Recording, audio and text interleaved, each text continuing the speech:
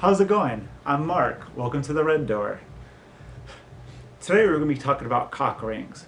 I always find cock rings to be very interesting, specifically based on the male perception of them. And I'm mainly trying to pick on the males that come into the store specifically, where they're always either intrigued but apprehensive due to the minimal amount of information we really get about them. I mean, obviously, with technology and the internet, you can learn more about them, but I feel like we are just scared about going into something that we're unsure of. So that's why we're here today. I picked out a few different cock rings, some by California Exotics. We have one by Doc Johnson, and I believe the last is by Toy2, if I'm not mistaken.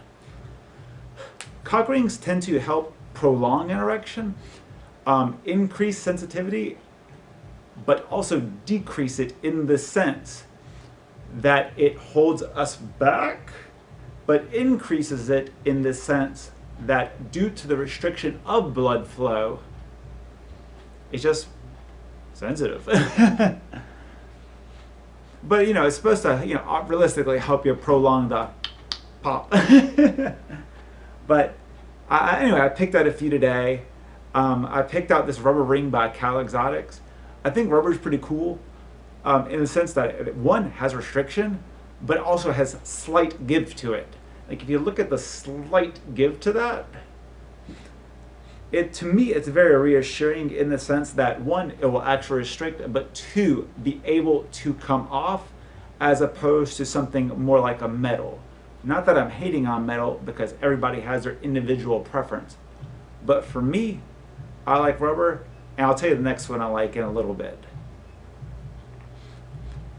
Next up, we have the island rings, which are made from a gel type product. They have a lot more stretch to them when you compare to a rubber or a metal or a silicone, which we'll see momentarily.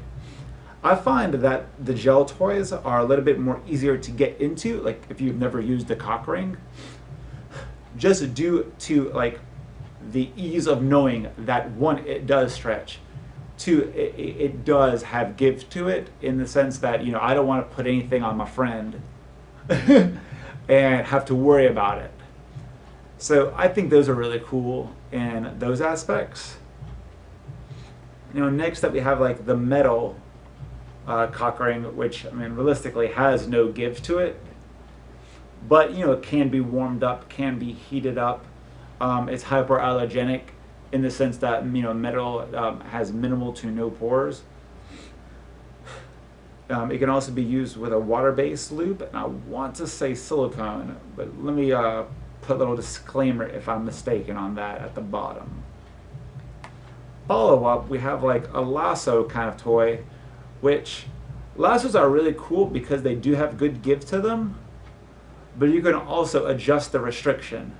And I find that's really cool because you can put it on the shaft, you can put it on the cock and balls.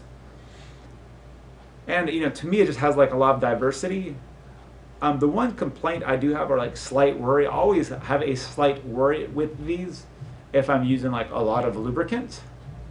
I always fear that I can't get a grip on the little bolo tie thingy.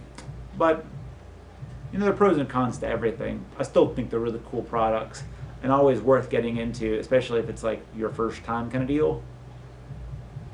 So those are really rad. Lastly, I like to look at the silicone. I've gotten the bigger one just for visual purposes. But silicone's really cool. Silicone also has minimal pores, so it is easier to clean.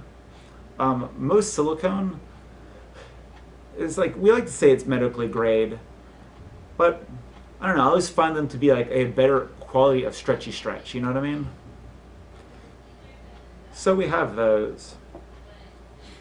With a lot of toys, I recommend using water-based lubricants, even if you do use a glass or a metal, which tend to be more friendly towards silicone or hybrids.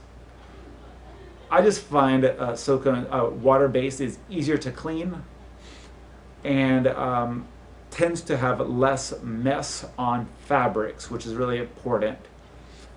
But that's just where we're at today with our little excursion. another time we can always talk about vibrating cock rings. But yeah, you guys have a good one.